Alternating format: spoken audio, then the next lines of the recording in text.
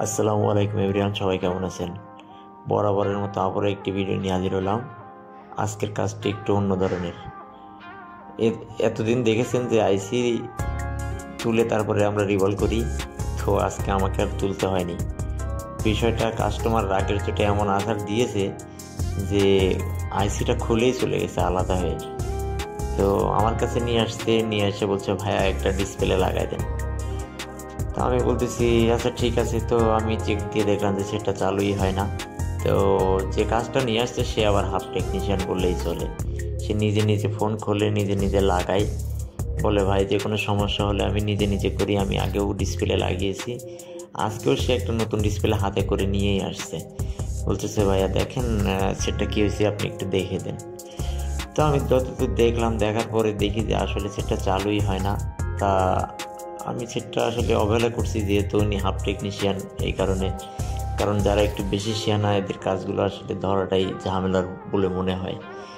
তো অনেক কাগজে মিনতি রিকোয়েস্ট করলো, ভাইয়া প্লিজ ফোনটা একটু দেখেন, রাগের চোটে আছাড় দিছি, এখন ফোনটা চালু হচ্ছে না, একটু দেখেন, আপনি শুধু চালু করে দেন, আমি ডিসপ্লে লাগাই নেব।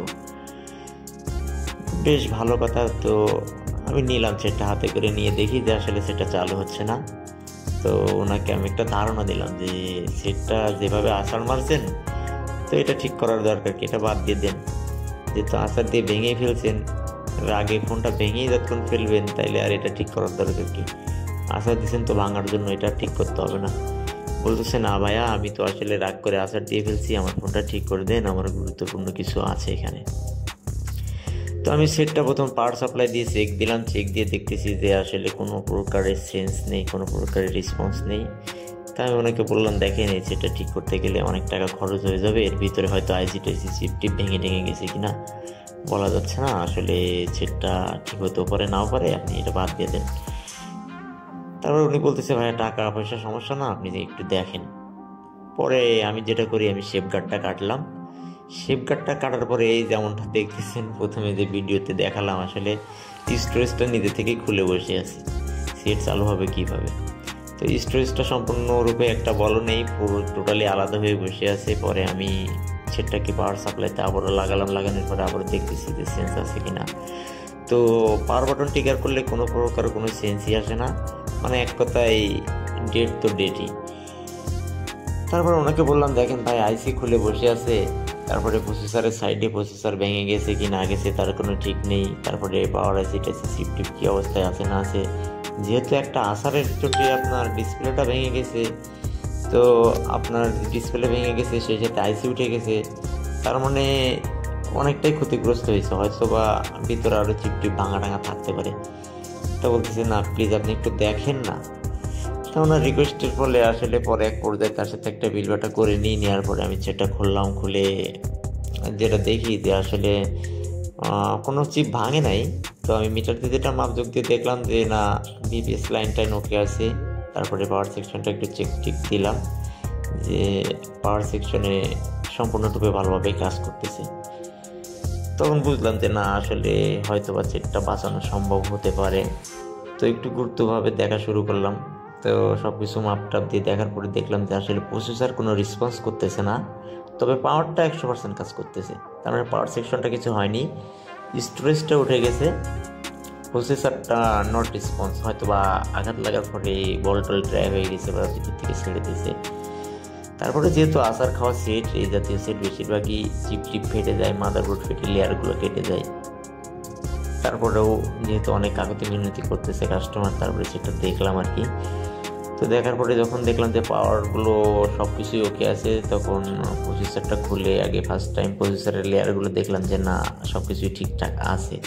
তারপরে ফার্স্টে যেটা করলাম, আমি প্রসেসরটাকে রিভলভ করলাম, রিভলভ করার পরে ইনস্টল করলাম। তো ইনস্টল করে আমি আগেই পাওয়ার সাপ্লাইতে আবার চেক দিই যে স্টোরেজ থাকে, স্টোরেজ পরে, যেহেতু যদি প্রসেসরই কাজ না করে আমার স্টোরেজ রিভলভ করে তো আর কোনো লাভ হবে না।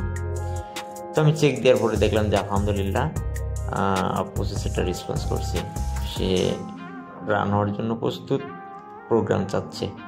তখন তো মোটামুটি একটা মানে 50-50 একটা ধারণা চলে আসলো যে যদি স্টোরেজটা নষ্ট না হয়ে যেয়ে থাকে তাহলে আশা করা যায় সেটা চালু হয়ে যাবে। তো যাই হোক, কাস্টমারকেও সান্ত্বনা দিলাম যে ঠিক আছে, হওয়ার সম্ভাবনা প্রায় 50-50, বসেন, ধৈর্য ধরেন। তো উনিও কাজটা দেখতেছে, লাইভে দেখতেছে। অবশ্যই আমার বড় মনিটরে প্লে করা ছিল ক্যামেরা দিয়ে, তো উনিও কাজটা দেখতেছে। এক পর্যায়ে কাস্টমার তো ফ্যান হয়ে গেছে, উনি তো মানে লাস্টে বলতেছে ভাই আমি আপনার এখানে কাজ শিখবো। বেশ ভালো কথা। তারপরে স্টোরেজটা রিভলভ করলাম, রিভলভ করার পরে ইনস্টল করলাম। যাক আলহামদুলিল্লাহ, ফার্স্ট টাইম একবারই ফোনটা চালু হয়ে গেছে। কাস্টমার তো অনেক অনেক খুশি। মনে হয়েছে যে ওনার কাছে মনে হচ্ছে যেন আগামীকাল ঈদ, এমন একটা খুশি হয়ে গেছে, উনি ঈদের থেকে খুশি। বলতেছে ভাই আসলে রাগ করে আসারটা দিয়ে ফেলছি, এখন ওইখানে আমার অনেকগুলো ডকুমেন্ট ছিল যেগুলো অনেকটা গুরুত্বপূর্ণ, এখন আমার এটা লাগবে। তো যাই হোক, অনেক খুশি কাস্টমার, অনেক হাসি খুশি ছিল। তারপরে সে তো এক পর্যায়ে কাজ শিখবে, এরকম একটা চিন্তা ভাবনা যে ভাই আপনার ট্রেনিং সেন্টারে আমি ভর্তি হবো, আমাকে নিয়ে নতুন ব্যাচ কবে থেকে শুরু হবে। তো যাই হোক, আসলে একটা ফোন সার্ভিসিং করে যে টাকা ইনকাম করা এমনটা না, কাস্টমারের এই হাসি মুখটা দেখলে অনেকটাই ভালো লাগে যে আমি একটা সার্ভিস দিয়ে, একটা সেবা দিয়ে একটা মানুষকে মানে এক কথায় চিন্তিত থেকে মুক্ত করে তাকে তার মুখে হাসি ফোটালাম, এটা আসলে অনেকটা আমার কাছে ভালো লাগে। জানি না আপনাদের কার কেমন লাগে। তো যাই হোক, আসলে ভিডিওটা বেশি একটা লং করতে চাচ্ছি না, জাস্ট একটা গল্প শেয়ার করলাম আপনাদের কাছে। তো যাই হোক, যারা সার্ভিসিং রিলেটেড ভিডিও পছন্দ করেন তারা অবশ্যই আমার চ্যানেলটা সাবস্ক্রাইব করে রাখবেন। আর আমি আসলে শিক্ষণীয় ভিডিও দেওয়ার চেষ্টা করি যে একটা ফোন আসলে আসলে কীভাবে স্টেপ বাই স্টেপ কাজ করতে হবে। কাজের ভিতরে আসলে সময় হয়ে ওঠে না, তারপরেও চেষ্টা করি যতটুকু পারি। হয়তোবা পুরাতন যারা আছেন তাদের কাছে এটা কিছুই মনে হবে না, কিন্তু একটা নতুন টেকনিশিয়ান হলে হয়তোবা কিছু উৎসাহ বা সাহস পাবে। যেমনটা আমিও পাই আপনাদের একটা লাইক বা কমেন্টে উৎসাহিত হই যে একটা নতুন ভিডিও তৈরি করার মতো একটা সাহস বা মনোবল তৈরি হয়। যখন কেউ কমেন্ট করে তখন মনে হয় যে না, আমিও একটা নতুন ভিডিও তৈরি করি।